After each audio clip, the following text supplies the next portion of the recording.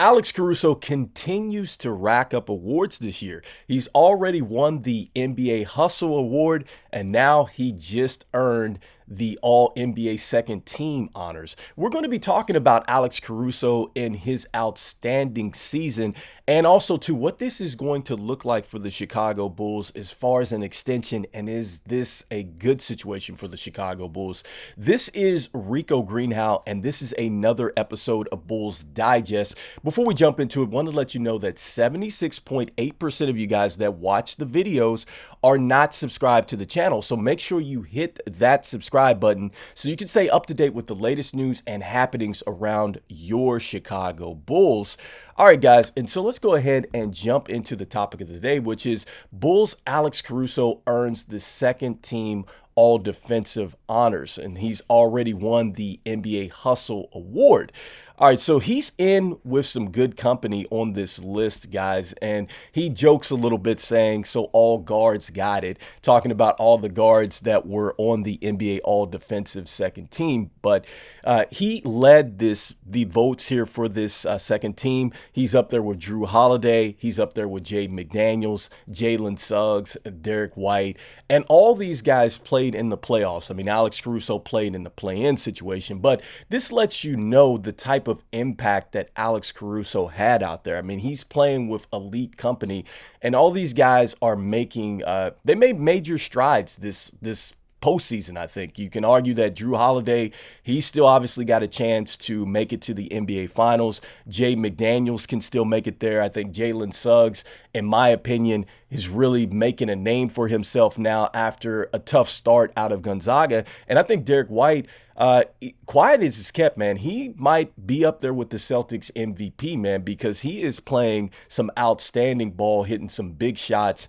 looking very good through these rounds of the playoffs. But I think he's very underrated as a defender out there. But, you know, historically, this guy, Alex Caruso, that we're talking about, man, he put up some outstanding numbers this year. When we take a look here, so Caruso, he is the only player in the NBA with at least 100 steals and 70 blocks in 23-24, landed on the second team after earning the first team honors. We just talked about that. But this was the first year that you had to at least play 65 games.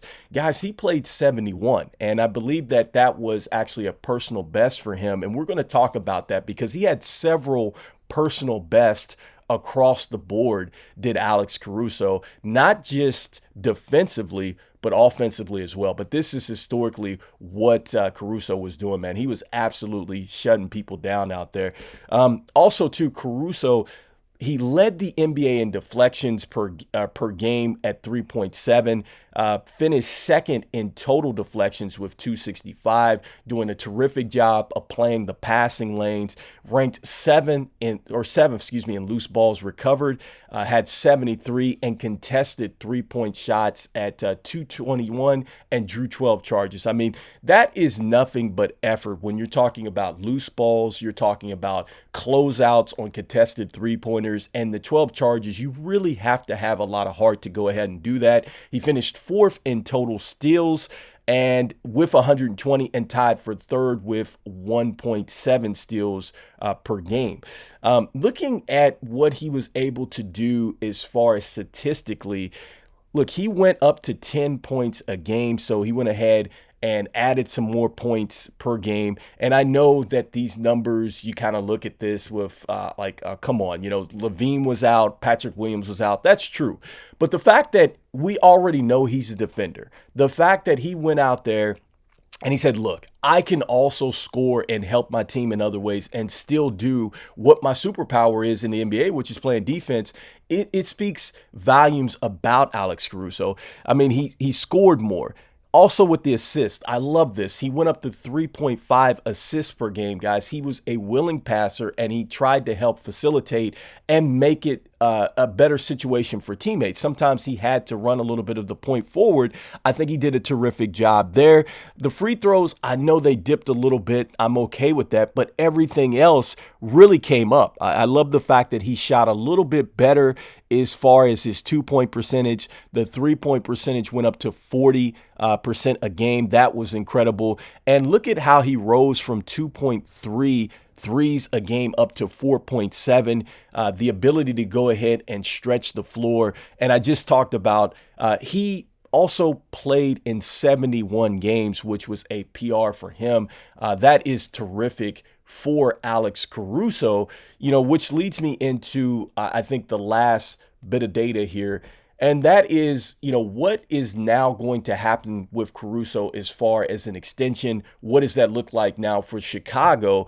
Because Caruso, according to Bobby Marks, he's eligible for a 4-year, $78.8 million extension, which he could sign on July the 6th. But Caruso is currently on one of the best value contracts in the NBA, even with his salary doubling on his next deal. It's still a good get. A first-team all-defensive player at under $20 million per season is still a bargain, given that he just turned 30. It's a contract the Bulls could still move down the road if there's a reload or a rebuild does not work out for the Chicago Bulls. All right, guys, so a lot to unpack right there in that last part from Bobby Marks. And look, I think that Alex Caruso absolutely deserves to get an extension for sure. With what he was able to do out there, I love the fact that he was able to show that he was a little bit more than just a defender. But I just love his mindset. And I think that a lot of people forget that Alex Caruso won an NBA championship with the Lakers. All right. And so this is a guy that you want in your locker room, and certainly a guy that I would love to help mentor my 11th pick in the draft. Because look, if we were to go, let's say, and get a center or a forward, whoever we get at the 11th pick, I think that you're going to want an NBA champion and a defender like Alex Caruso in that person's ear, because I think that if you can instill good habits into your young core, I think that that goes a long way in reshaping the roster. And I kind of think that that is what our VP is trying to do. And I think that that's what he's sending the message by doing, or he's sending a message by doing this on our coaching staff, by going ahead and changing, I think, a little bit of the culture, the way we're looking at players, the way we're developing players. Like, I think that he wants to change that more so into what he had when he was with the Denver Nuggets. And I think that a lot of people look and they look at the players that the Denver Nuggets have. That's true. But a lot of that, too, has to come down to the fact that you have to have that mentality. You have to have that culture out there. And I know a lot of people are pushing back on DeRozan coming back. And I get that. I know that we cannot afford to overpay DeRozan. But I think DeRozan, much like Caruso, these guys have been instrumental in going out there and helping guys like Kobe White, Dosunmu, and they would definitely help a guy like Edey or whoever we draft at pick 11th to come in and start to learn great habits. I think these are like coaches on the floor that are probably an even better extension than what we're getting from Billy Donovan. So let me know in the comments, guys, what do you guys think? Do you think that the Chicago Bulls should trade Alex Caruso? I know he's been mentioned in a lot of trade talks.